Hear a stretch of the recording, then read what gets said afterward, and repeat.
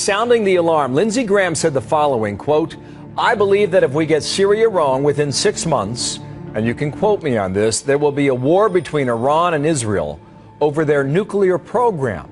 My fear is that it won't come to America on top of a missile. It'll come in the belly of a ship in the Charleston or New York harbor." A shakeup at the highest levels of the U.S. military.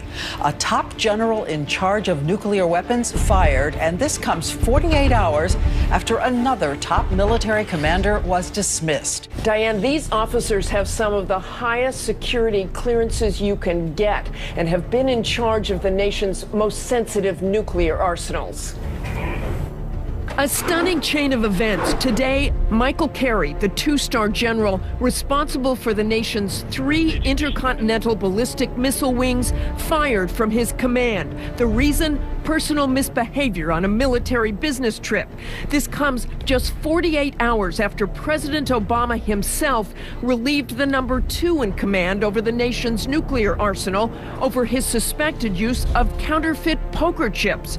These follow an alarming string of general officers losing their jobs this year for inappropriate behavior, misconduct, or lack of leadership.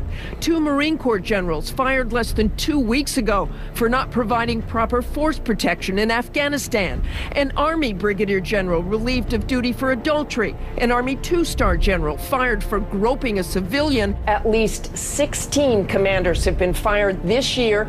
The bad news is how much this is happening. But that same day beforehand, we leaked the intel specifically stating that the nuclear warheads were moving from Texas to South Carolina.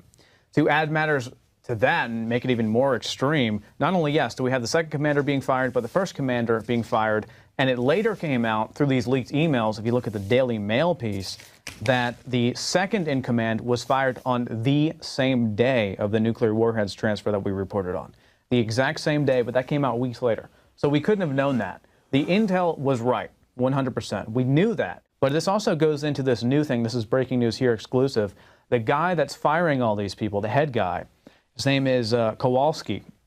He made a statement in this Department of Defense online website here in an interview, and he actually said, nuclear weapons are strategic weapons. They're political weapons.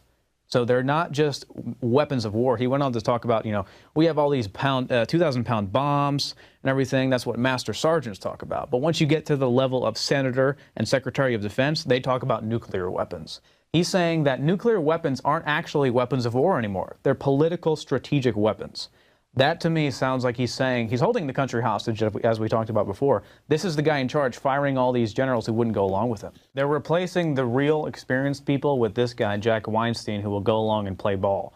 It's definitely obvious these older generals were either whistleblowers, they weren't going to go along with the plan. And it seems to me that basically he's saying that, yeah, nuclear weapons are not for war, they're political and strategic weapons.